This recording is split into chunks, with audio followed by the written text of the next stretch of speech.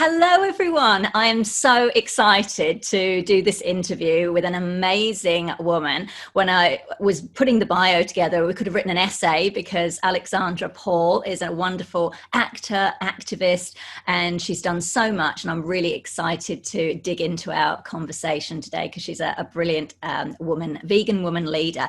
So I'm just going to read some of her bio out so that you know who she is.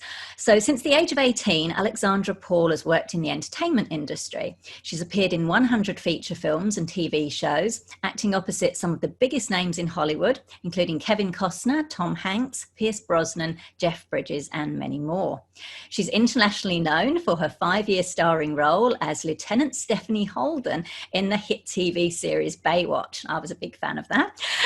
Alexandra's activism is just as diverse and prolific as her acting.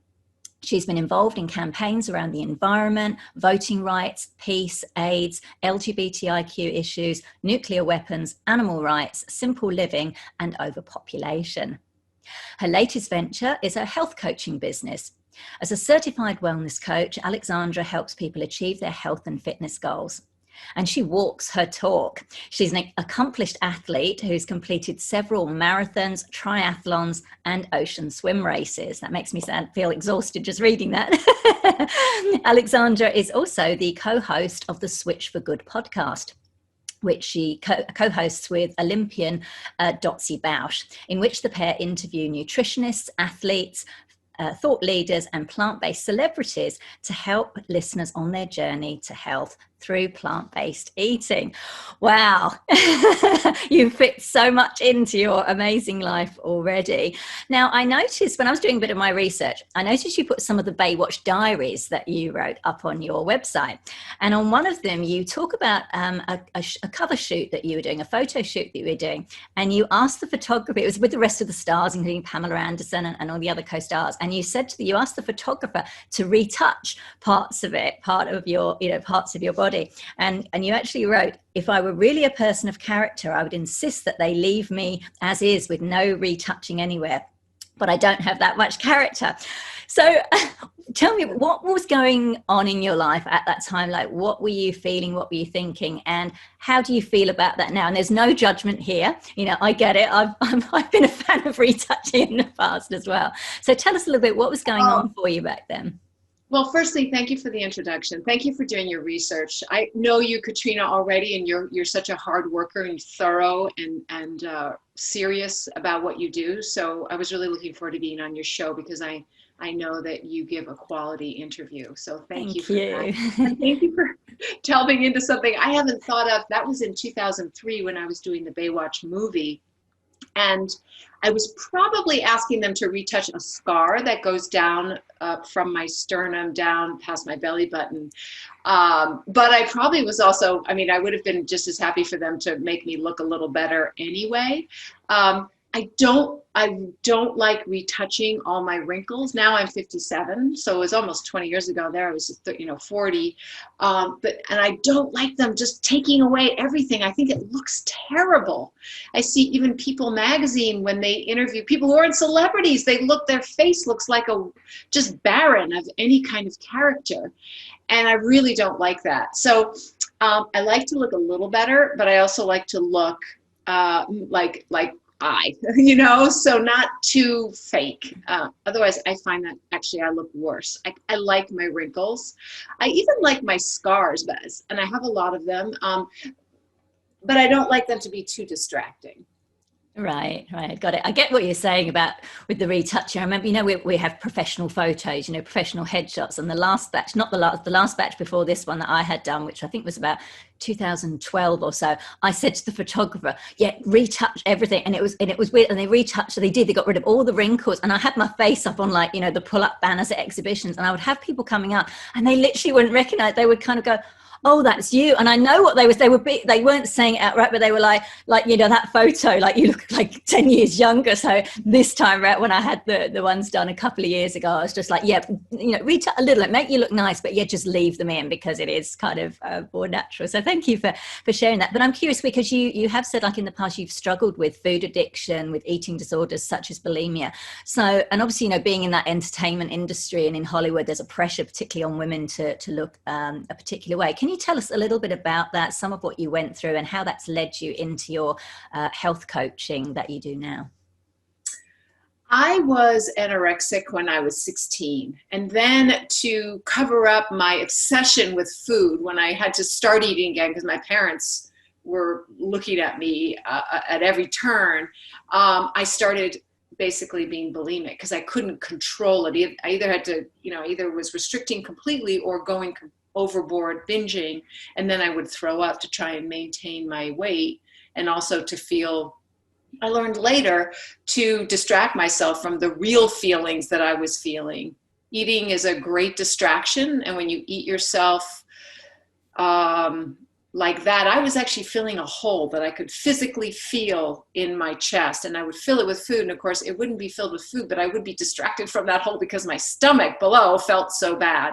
And then throwing it up was sort of a release. And I did that for 12 years. I was in therapy the whole time, so I had an understanding of why I did it. But why did you do it? Why did you do it? Can you explain? Because, like, you know why? Yes, I did it because I wasn't being my authentic self. I was really trying to help to be what everyone else wanted me to be. I wanted to be really, really nice. And I wanted to have everybody like me. And I would do things I didn't want to do so that what I thought would make them like me and that would make me nice. Turns out really people don't really care that much what you say. If you say, no, I don't really want to go to lunch with you, they're like, okay. I was actually self-aggrandizing of me to think that people really cared about those things and that they would dislike me if I said no. What I learned later was that to be respected is something that I now strive for, but not to be nice necessarily. Kindness is really important to me. Kindness comes from sort of yourself and a character that you exhibit. Niceness is about how you bounce off other people. And so really learning to be more authentic and say no and be around people whom I wanted to be around. Doesn't mean I had to be mean. And really going to Overeaters Anonymous helped me, the 12-step program. Doing the 12 steps, within a month of going to Overeaters Anonymous, I stopped binging and purging, which was stunning to me. And for years after, I would weep at the thought that I no longer throw up because I didn't think it was possible. And I would see people in the street and I would think, of course they have to have an unrelenting desire to binge and purge. How could they not? How could they be moderate? But now I, who just celebrated 29 years not throwing up, really, yes, I see it's very possible. I've maybe in the last 29 years, I've had maybe 10 times where I've said to myself or to my husband, if he was there, if I were still bulimic, I would binge right now, but I didn't have that habit. So I didn't, it was just the feelings were coming up or the anxiety. What do you do instead now? So if those type of feelings come up, what do you do now? Those feelings most often don't come up because I am authentic, and that's crucial. I exercise a lot. I still have, my relationship with food was pretty uneasy until I became plant-based 10 years ago. I think that really helped me because all of a sudden my diet was aligned with my values and food became more than a distraction, a tonic, all the things we use food for. When you're an ethical vegan, it transcends food, becomes more important than that. And so I think I also am able to, I think it's mostly that I'm honest and authentic myself. And probably, it's not like I never overeat and eat out of anxiety. But I work on that by just not having those kind of foods in the house, which is what I teach my clients, is that your environment is the one thing you can often control, at least to some extent. And so you need to do that as much as you can to help yourself make the right choices. Yeah, I love that. I love the distinction you made between being nice and being kind. I think that's really important, because I think particularly as women, and I say this quite a lot, I don't like to gender stereotype. You know, we know that all women and all men are not, but I do think that is a case with women. We do like to kind of please, or we want people to like us. And of course now, you know, with young people, with social media, it's kind of, you know, on even a much bigger scale. So I just think it's wonderful that you're able to share that. And so tell us what I just want to say that when I stopped throwing up, a lot of times the thing that you use when you pick your poison, I picked food. It could have been alcohol or shopping or sex, but I picked food because it fit my personality. It was socially acceptable and made me look socially acceptable because I was being thin. But when I stopped throwing up, my weight actually went down and stabilized, because a lot of times the poison you pick in the beginning, it works in the beginning for the things you think it's going to do for you. For example, keep you thin and allow you to eat would be food. But and for gambling, it might be the excitement or something like that, the high. Shopping, same thing. But after a while, you stop getting that reward, that high, that thinness. It doesn't work, but you still do it because you're addicted to the process and you're hiding all the feelings that you should really be dealing with instead of the actions that you're using to cover it up. But I actually lost weight and it stabilized after I stopped being bulimic. And I was cast on Baywatch the year after I had stopped throwing up. Oh. And I know that I wouldn't have accepted that role if I was still bulimic, because being in a bathing suit every day on camera I would have been so self-conscious. I would have really been at war, and that anxiety would have probably caused me to binge and then throw up. It just would have been horrible. I never would have put myself in that situation. So things worked out. Wow, that's amazing. Thank you for sharing that. So obviously a very successful actor. You're still working. You've done films. I think you did about 3 films last year, lots of projects. Why did you decide to also become a health coach? Well, when I was in sort of turned 50, my early 50s, the roles that I was getting were not as good.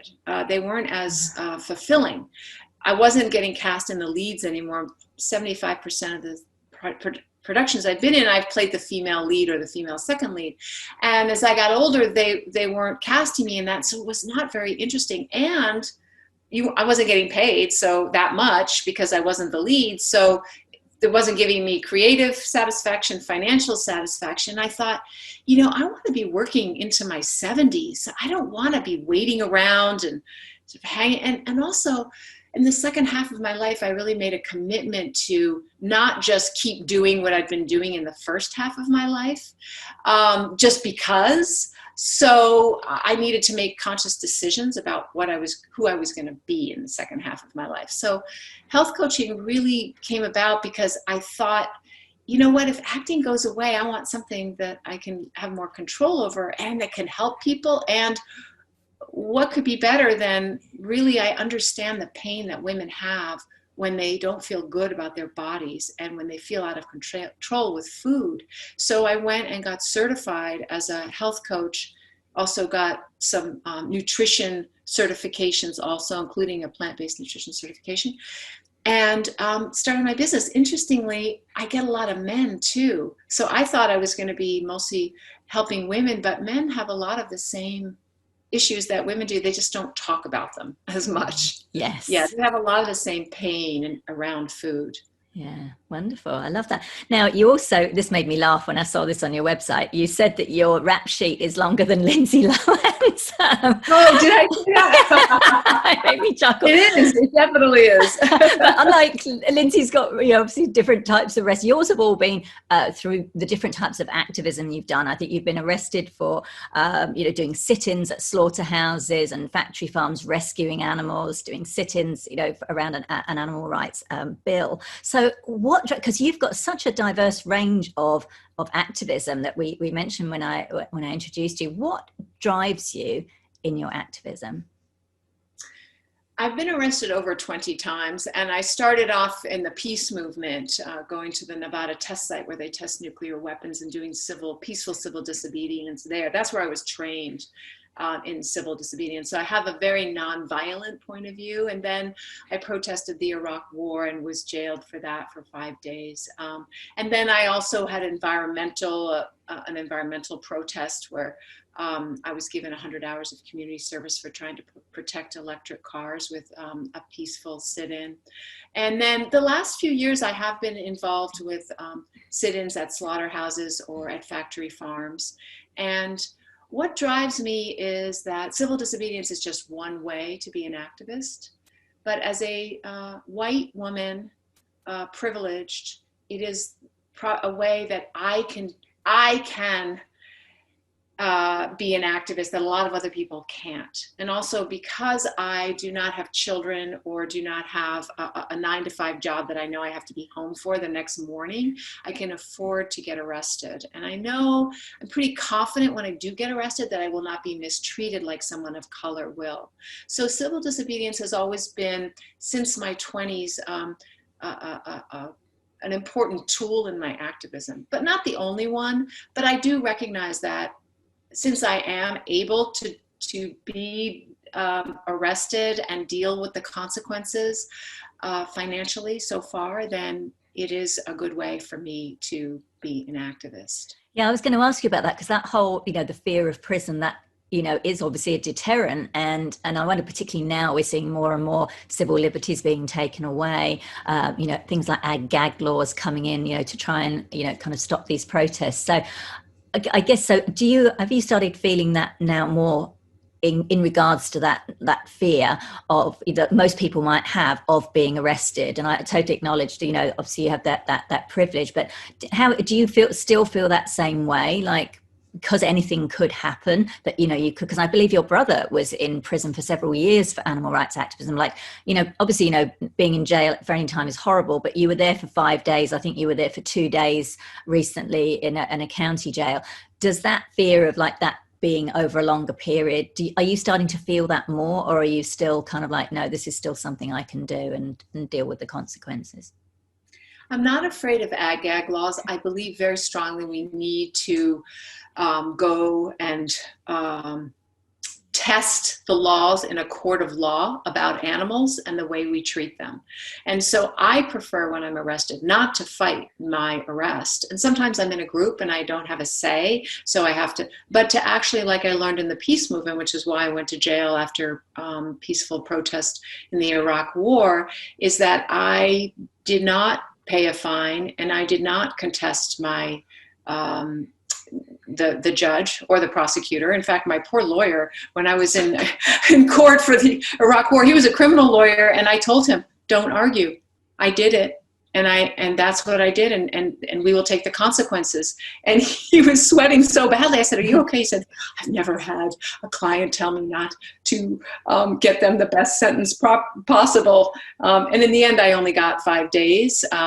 So I believe when you believe you're doing something right, it needs to go through the court process. So really, as an animal activist, I hope to eventually push the laws into court so that we can test them and show how unfair and cruel and insane, now that we have a pandemic that starts from CAFOs and spreads wildly within slaughterhouse workers, for example, that we need to do that. So I am not afraid of that. I notice as I'm older, though, that I'm less, what's the word? I'm just less comfortable being on street corners for some reason and protesting as much. And I'm not sure why, because maybe because I've been trained in protest, I take it very seriously. And when you're in a group of people, then you're not as, they could act in a way that isn't respectful, I believe. And I don't want to be part of that. Right. But as an activist, I'm very, very well aware of the consequences and believe I need to push the law forward. Wow. But push the cases forward when I do get arrested, instead of trying to get out of it. Yeah, no, I love that. Thank you. Now, I believe that Bishop Desmond Tutu congratulated you once for breaking the law. Can you tell us what that was about? I know, isn't that amazing? I know, I read that. I was like, wow. I had been to South Africa in 1994 to register voters. Registering voters is one of the things that I regularly registered voters once a week for 18 years here in Los Angeles on a street corner. And I'll be going out on Saturday, actually, because we have an important election coming up in the United States. And so I had met Desmond Tutu when I was in South Africa, and I actually met Nelson Mandela too, and had lunch at the same table. I let my friend Angela sit next to him, and I sat 2 away from him, but I was just so thrilled to be around Nelson Mandela, and Desmond Tutu is just an amazing man. So when he heard I'd been arrested in 2003, protesting the Iraq War, then he sent me a letter of congratulations, which is so nice. Oh, that's amazing. I love that. Now, one of the issues that you are passionate about, you did a TEDx talk about, is human overpopulation. And you talked about the benefits of one-child families. Now, as you said in your talk, very controversial topic, gets people kind of, it can be, and we've seen even in the vegan movement, I think there are people who either self-describe or who are labeled anti-natalists. And then we've got, the vegans saying, no, well, we must, give birth to, we must have lots of children, because then we're raising vegan activists, because there's no guarantee that kids will do that. So I'm curious, because this was, I believe, in 2013, you did the TEDx talk, and it's had over 500,000 views when I looked yesterday. What reactions have you had to that? And how do you handle any negative ones, given that it is quite a controversial topic? I've been talking about human overpopulation since 1991, and I've talked to thousands of mostly students in either middle school, high school, or college around the Los Angeles area, and I have never gotten much pushback because of the way I present it, which is very clear, and it is not to advocate for a smaller population of humans in a humane manner, which means basically everybody on average in the world choosing, not being coerced, but choosing to have one child per couple, is actually a wonderful thing for future generations and for animals and for the planet, especially as we all try and deal with climate change. It's going to be even harder if our planet has 11.2 billion people on it, which is what the UN is projecting by the end of this century. When I was born in 1963, there were 3 billion people on the planet. So in my lifetime, the world population has more than doubled. We're now almost at 8 billion. So I talk about it in a very straightforward way. And it's basically educating people on the numbers, and also talking about the benefits of having smaller families, because there's so many of them. Personally, to parents, obviously to society, there's less. The first 18 years of a child's life is really a suck on society. So the economy, actually it's a suck on the economy. And then just overall for future generations, having to have fewer people on the planet is really a loving thing to give them. The biggest problem with talking about this issue is that biologically all creatures are wired to procreate to survive. But now humans, in the last 200 years, our population has grown so fast, so quickly in the last 200 years. It was very stable for the first 200,000 years. And in the last 200 years, it's gone from 1 billion to 8 billion almost. So we're fighting against biology, but the irony is that to survive, we actually have to not procreate. And that is such a hard message to get into people, especially when we have a capitalist system that relies on more and more people to survive. Basically, capitalists need more and more consumers. But of course, we know where that leads, destruction of the earth and animals.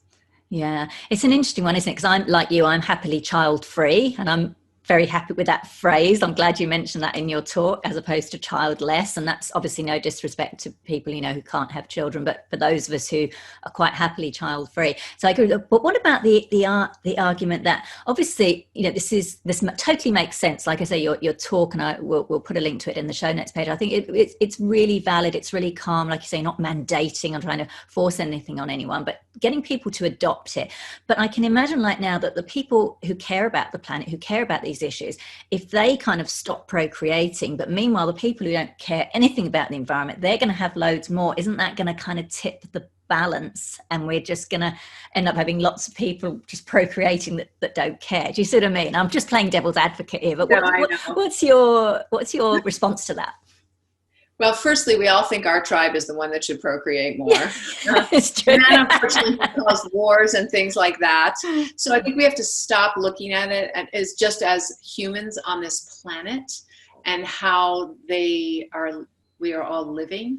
And those of us who have the luxury of being quote unquote environmentalists are usually the most wasteful, because we live at a standard of living where we don't have to worry so much about just getting food to eat and getting a roof over our head, but we have the luxury of talking about climate change and what we should be eating. So it's a very dangerous proposition to say, well, we should procreate, but y'all shouldn't. So we need to all of us, especially Americans, actually, because we are so much more wasteful than pretty much every other country, except for maybe the United Arab Emirates, the princes there, but we use more resources than any other, especially the countries, for example, in the sub-Saharan Africa, which might have larger families than we do, but they use so much less than each of us. Their entire family will use much less than one American. So I really, I was speaking to a class in downtown LA. It was a LA City Community College, I think. And a gentleman raised his hand and said he was Armenian, and the Armenians had gone through a genocide. And doesn't that give him the right, their folks, to reprocreate? And I said, you know, I can't answer that because I'm a white Christian Protestant, and we haven't had what you've had. I'm just saying that maybe it's time for us to stop thinking about what we parents want and start thinking about what's good for our children and grandchildren. And we need to also stop tribalizing, because a long time ago, and then I know I'm going on a little bit, but a long time ago, one of the reasons humans are obsessed with numbers is that it was necessary to have more people to be a stronger country, because you needed more people to fight your wars. But now we don't need people to fight our wars. We have big bombs, and a couple of them will destroy another country. So, and the most densely populated countries are not the strongest countries in the world, nor are they the countries people want to immigrate to. So it's, I think we really need to assess what a powerful, successful country and life and tribe is. Yeah, it's an interesting one. And I remember, you know, and maybe true for you, I certainly remember when I grew up in a very working class environment in the UK, just outside of South London. And I grew up as an only child because I'm adopted. But like at that time, there was much more kind of community. So, you know, we lived in like a 4-block, like Masonette type thing. So downstairs, you know, there'd be, I'd call her Auntie Maisie or Auntie Vi. They weren't the real aunties, but like there was much more of a sense of community. So I didn't feel like I missed out on, for example, not having a sibling. Whereas I guess kind of nowadays we would need to kind of incorporate that as well, so that kids don't feel kind of, guess, so isolated, and, you know, in tandem with having the you know, the option of the one, you know, choosing to opt into the one child family, but also making sure that, I don't know, we create more sense of local communities again. That's a terrific point. We need to rethink of what we think of as family, and we also need to rethink what we think of as our economy, because a capitalist economy just keeps pushing the numbers up. And that's why in the media, you never see anything saying, hooray, this country's population is going down. No, and the trees, that will help the trees and the animals and the rivers. No, you see this country's losing its population. Oh my God. The president is giving incentives for women to have more babies. Yeah. So that's because capitalism rules the idea of success right now in all of our world. Yeah. Just on family, so you have an identical twin sister, Caroline, who's a successful writer. Just briefly, what was it like growing up as not just a twin, but as an identical twin? Well, when I was a kid, I didn't want a twin. I wanted a big brother, and I didn't have one. I had a little brother, but I thought it was a pain to have a twin. But I consider her making me twice the person I would have been, because she was very athletic, and I was very good in school, and I wanted to be more like her. So I really worked hard at being an athlete because of her. And I also wrote more because of her. She's become a writer. So I feel like I'm twice the person than if I was a singleton. And I had a boyfriend who once said to me, Alexandra, you'll never need anyone as much as all of us because you have your sister.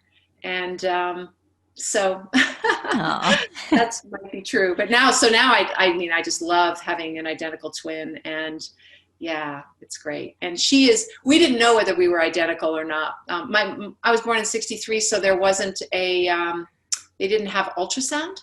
And so our heartbeats were in sync. So I came out first, and 2 minutes later, the doctor said, Mrs. Paul, there's another one in there. And my sister came out. Wow. So we didn't know whether we were identical because we don't look exactly alike, but we did take a genetics test when we were in our 30s because my sister is gay and I'm straight. And so we thought, well, we can go into studies about, how does sexuality get formed? And so we now know that we're identical, but we have not really been in any studies. We've signed up. We're in the Stanford's twin study list, but I think I've only filled out like one form. Oh, wow. If anybody wants to use this as a study, we're happy. Awesome.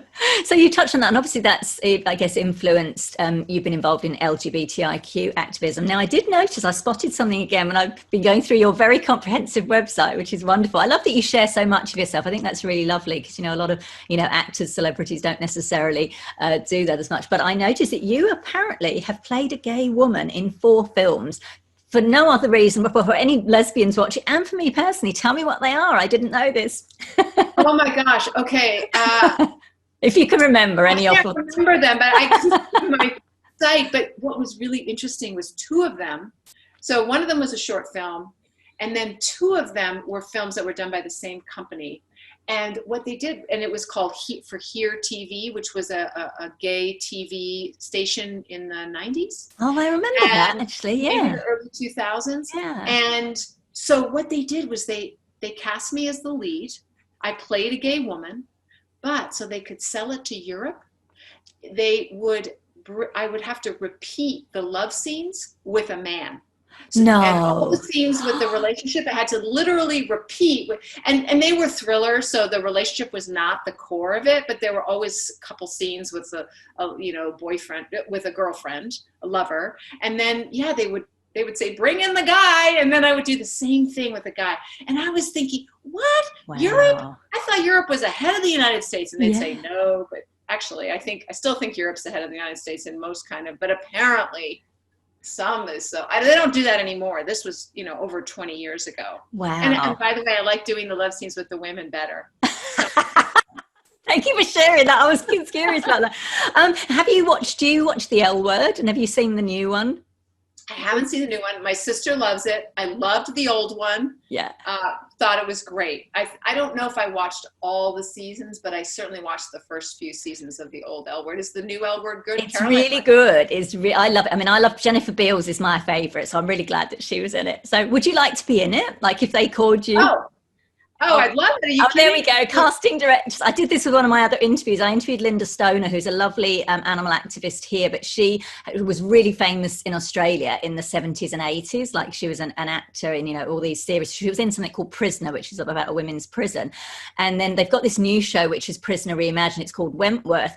And I said to Linda, do you miss acting? Would you do any roles? And she went, yeah, I'm open to it. So I was like, right, casting directors of Wentworth, get Linda on. So I'm going to do this now. Casting directors of the L Word. good. Call Alexandra. Yes. For any gay role you want me to play, I'm in. I love it. Love all people. Oh, that's too funny. And we No, talked. I feel like I channel my sister. Oh my gosh, when I called her up and I said, I've got to do a love scene. Can you tell me what you do? And she, oh my God, Alexandra. And she sent me a book that was a straight girl's guide to like lesbian lovemaking or something. She sent it to me. Yeah. Oh my gosh, that's so funny. So in terms of acting, I know you said, and you touched on this earlier, that the roles as you've started to get older, obviously ageism rife in Hollywood. I guess we're starting to see a little bit maybe changing now that more women are becoming directors and producers. So I'm curious, and like I say, you did some films certainly last year. How do you decide now, like what's your criteria for doing a project? Because obviously, you're in Baywatch, which is a big, blockbuster TV show. So what's your criteria now? Like, do you have any in terms of choosing the kinds of roles that you do? I have, I'm very open because to get my health insurance, I need to earn a certain amount of money with my union. However, I never go against my values. And so now I won't work with animals at all. And when I did a film in Bulgaria now this really works best when you are the lead, and now I'm no longer playing the lead. So I can't dictate my preferences, and they're, and they'll probably, for example, in Bulgaria, they had scenes with horses, and there was a stampede or something in horses. And I said, look, I don't work with animals, and so maybe she could be on a motorcycle instead of riding a horse and having a stampede. And they actually were very relieved because it wasn't that huge, but can you imagine doing a horse stamp? I mean, that's a big deal. And so they were relieved, and I ended up on a motorcycle, and problem solved. So since 1985, I've had a rider in my contract that just says all makeup has to be cruelty-free. And no one, except for maybe one production, said, they wouldn't do it. So I just brought my own makeup, right? It's easy. And so now I would obviously, that's still my criteria. And I'm starting to work on thinking about how the projects I've been working in have been so white. And I didn't realize, I've starred in 14 Lifetime movies, and even though Lifetime has a huge demographic in the United States of African-American women, they hardly ever, in the movies that I was doing, there was hardly anybody who had a decent speaking role who was of color. And I didn't really, I mentioned it to the producers. I've mentioned it to producers, and on Baywatch, they knew that I had an issue with it, everything being so white. So one time, and this is a digression, but it's a good story. And they said to me, Alexandra, we got you a boyfriend. They wrote, my character was single most of those 5 years. So we wrote you a boyfriend for an episode, and he's Mexican. And I was like, woo, that's so awesome. So I opened the script, and he's in a gang. I said, oh no, you can't put him in a gang. The only person of color that's been on the show that's, besides we had Gregory Allen Williams, who was a cop, who's African-American, but otherwise I said, no, you can't do that. And they didn't realize, because it was 1993, they were white men. They just didn't know. It wasn't them being malicious, so then they changed it to an ex-cop. And then they changed it to an ex-gang member. Oh, and so I went with that. Because, he turned out to be a hero and everything. But the education that I've gone through over the years, and especially in the last 6 months here in the United States, I have much more of an eye to diversity. So animal rights and diversity is important to me. Mostly color, but I will also, appreciate movies that have people who are gay or disabled in them too. But I really have an eye to color. Yeah. Any tips, and I know you touched on this where you mentioned your rider, any tips for people who are, actors, I guess vegan actors that are coming into the industry on how to navigate that? Back in the day, my degree is actually in performance art, but I've just kind of dabbled in, I've done a bit of extra work and, done a couple of shows that I've written just for theatre, and I'm very much in and out of it. But I remember doing background extra work, and, obviously there's the makeup thing, but also I think there was one thing where, you know, they wanted me to wear fur, you know, because it was a period piece, like for the BBC or something. I was just like in the background walking. And I remember at the time, like feeling, and this was like, I was only vegetarian at the time, because it's a long time ago. But even that I remember, but I didn't speak out at the time because I just thought, oh, I'm here, you know, I want to, you know, at the time I thought, oh yeah, you know, I want to get into acting. So I didn't say anything. And I guess obviously when you're just either, you know, an extra or you're at those kind of lower levels rather than the starring role, any tips on for vegan actors wanting to get into the business on how to kind of navigate that? Like, do you just kind of suck it up and go, you know, look at the bigger picture, and then when if you do get famous, then you can, you know, put these things in. So any little tips or thoughts on that? Well, it is true that as the lower down you are in the totem pole, the less power you have. But there's two things. First of all, if you know there's going to be like, for example, food, bring your own food. Yeah. Just bring it. Take care of yourself. If you know it's going to be a period piece and you're worried about wearing the leather shoes, you know they're going to give you leather shoes, you could bring your own shoes. In terms of fur, it's often, you'd be surprised how many people, if you say, oh, would it be all right if I didn't wear this? Because I've been vegan for, 10 years, and it a lot of times they go, oh, of course. Well, now, back when you were doing it, no, they probably would have been like, what are you? Get off the set. Yeah. But now there's a lot of understanding and a lot of empathy, and people recognize that. So if you have an opportunity, though, it's always good to ask somebody beforehand, so you give them time to, it's more professional to state your limitations or your standards, I would say, beforehand. Yeah. Because it's not really fair to spring it on them and then they've got to find another piece of wardrobe for you. But it's never hurts to ask in a very kind way, and because their job is at stake too, and you don't want to jeopardize their job. Yeah. So it's a tricky thing, and like I said, so just protect yourself by bringing your own stuff. Yeah, cool. No, that makes sense. It's great seeing more celebrities getting on board with the animal activist message, like Joaquin at the Oscars. Oh my God, wasn't that the best Oscars speech ever? Yeah. And I guess that can kind of help, hopefully get some influence happening there. But yeah, cool. Thank you. So my last questions, they're ones that I'm asking everyone. So they're kind of just, fairly straightforward, short answers to these. What does leadership mean to you, and what style of leader are you? Leadership means, what first comes to mind is someone who brings together people for a good cause, to move the world forward in a positive way. I am a number two person. I am not a number one. I don't like being number one. I'm a really good right-hand person. And so that's because I do what I'm asked, and I'm reliable. But I don't like leading people, because even though I'm not obsessed with being nice anymore, I'm not great at managing people. And as a leader, management of people and all our quirks and messiness is a must. And so I'm not into that.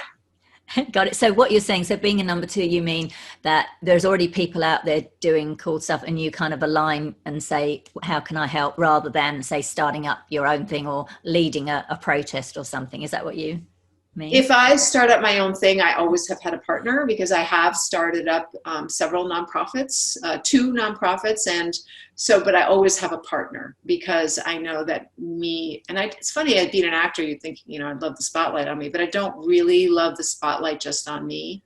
When I took the test of, it's the, your attributes, their traits, VIA test, and teamwork and justice was way up there, and fairness way up in the top 5. I think those 3, I can't remember the other 2, but teamwork was big. And that's why I prefer being the right-hand person.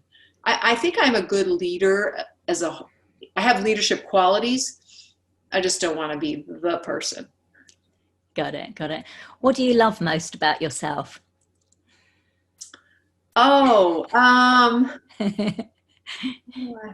I believe that I have a strong sense of a strong moral compass, and I have followed it, and even when it's been difficult.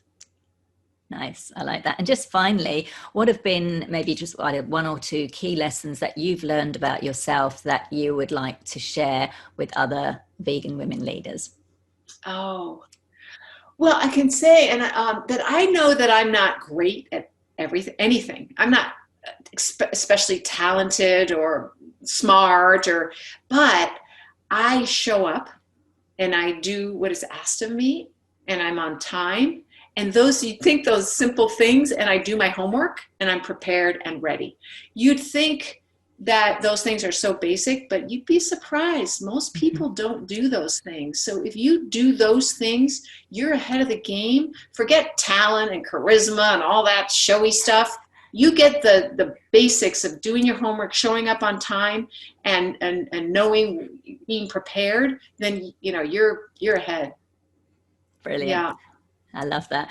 Thank you so much, Alexandra. Is there anything else you wanted to add that maybe I haven't asked or haven't covered just before we wrap up? No, I just want to thank you because I'm a fan of yours, and I'm so glad to see you and to have been able to spend time with you like this. And I also want to just give a plug to my Switch for Good podcast, which I do with Dotsie Bausch. Thank you for introducing it. And I hope that people will listen to it. It's on pretty much any podcast platform, and maybe even write a review. Absolutely. We'll certainly do that. We'll put a link to that on the show notes page as well as your website. It's been such a pleasure speaking with you. You're incredible. You were very kind. I remember I approached you about 5 years ago now. Gosh, that seems forever ago. And you very kindly wrote a testimonial for my book, Vegan Ventures. And I just thought that was That's because it was a super good book too. Because I read the book. I wasn't going to blurb without reading the book, and I just really liked it. So, but it's just so lovely. You're very generous. I love that. You're all the amazing work that you do, and I really appreciate your time. And definitely check out the Switch for Good podcast. It's amazing. And thank you very much, Alexandra. Thank you, Katrina.